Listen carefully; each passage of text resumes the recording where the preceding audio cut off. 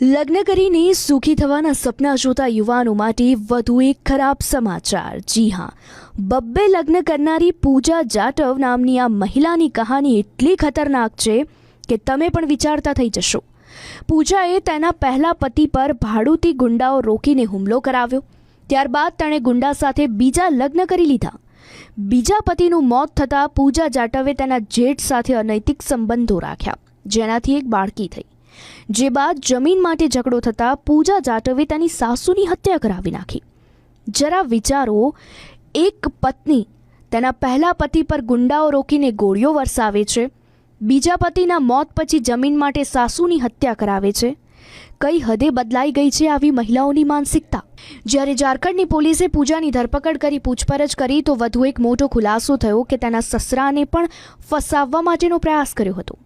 જો કે પોલીસે આગવી ઢબે પૂછપરછ કરતા તેણે કબૂલી લીધું કે તેના બીજા પતિના અકસ્માતમાં મૃત્યુ પછી જેઠના ભાગે 16 વીઘા જમીન આવી હતી।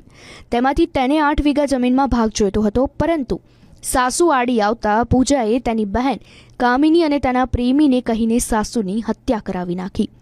છેલ્લા 2 મહિનામાં આ ત્રીજો એવો કિસ્સો છે જેમાં પત્ની હત્યારી બની અને પતિની જિંદગી છિન્નભિન્ન કરી નાખી।